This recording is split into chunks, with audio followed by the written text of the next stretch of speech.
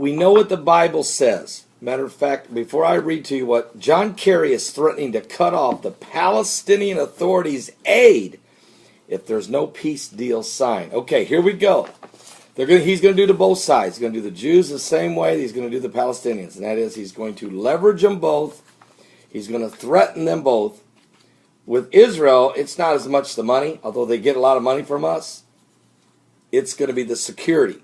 He's going to say, if you guys don't do this thing, we're just going to back off and let Iran do whatever they want to do.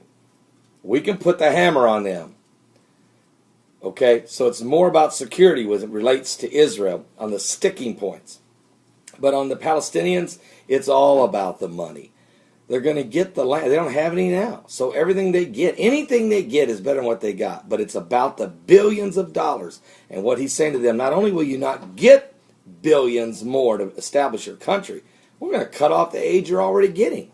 This is the hardball approach being done by John F. Kerry and the Barack Obama administration to force a covenant with many, which is in the Bible in Daniel 9:27.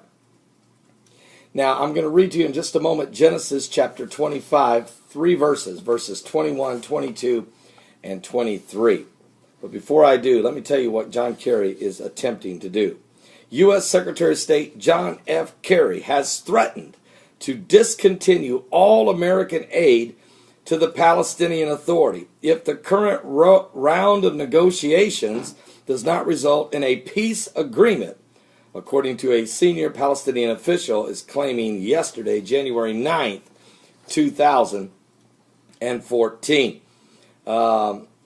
Taisir Khalid, a member of the PLO Executive Committee, said that the United States had implied it would stop giving financial aid to the Palestinian Authority and would not be able to prevent Israeli expansion of the West Bank settlements if a framework for a long-lasting accord was not agreed upon. So here you go. Here's the first threat coming their way. According to the Israeli Daily, Khalid accused Kerry of committing political blackmail by pressuring Palestinians to make concessions. Welcome to the Obama administration. The Chicago gangster mentality is now being done in the Middle East. And not just to the Palestinians. They're doing the exact same thing to the Israelis. They're threatening them with cutting off their aid and their military support and backing off and let Iran do what they're doing. Nothing we can do about it. Okay, that's what they're saying. According to them, so far, he says, quote, the negotiations did not lead to a significant breakthrough on essential issues. Khalid reportedly said during a press conference in Ramallah, the Palestinian side cannot sign a framework agreement because it does not comply with our minimum requirements and the rights of the Palestinians. We will not give up on the Palestinian cause for money. Kerry has made 10 visits to the region since talks resumed last July, shuttling between Israeli and Palestinian leaders to mediate the talks. Recently, he has been pushing a framework agreement as part of his efforts to nudge the Palestinian Authority President Mahmoud Abbas and Prime Minister Benjamin Netanyahu closer to a full treaty that would establish a Palestinian state alongside the nation of Israel. But the two sides have reportedly been at odds over almost every aspect of the core issues involved in the two-state accord. As part of the framework deal designed to keep the talks going past an April deadline, Kerry has been reportedly pushing Netanyahu to agree to negotiations on the basis of the Palestinian state to be established along the pre-1967 borders. Are you serious? Are you serious?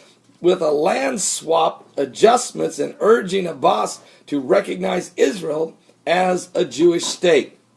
This is another reason you don't want to miss today's show.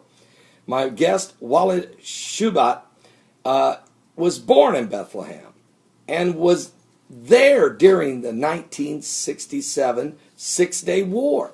He's a former member of the PLO. Now, a born-again Christian, married to a Christian wife, and living and sharing the gospel of Jesus Christ, he's exposing the radical Islamic views of the Palestinian Liberation Organization. We're going to ask him these questions. What was it like in the 6-Day War? We're going to ask him, what's going on? What is his view? What's going to happen in your view? Just his opinion of this peace agreement. Wow. Plus the Christians being murdered in Syria and their blood being sold. Also the genocide of Christians in Nigeria, Northern Africa, places like Somalia, and other parts of the world like Pakistan and Tunisia. And what about Hillary Rodham Clinton being charged with collaboration with Mohammed Morsi's wife in Egypt?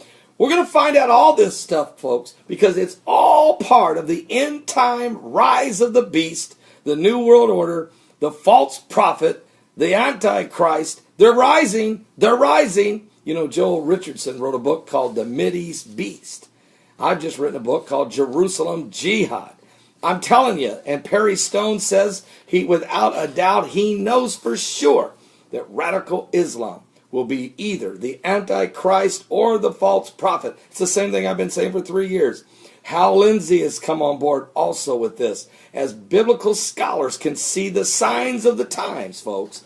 We're living in the last days. Give your life to Jesus Christ. It's time to get right with God.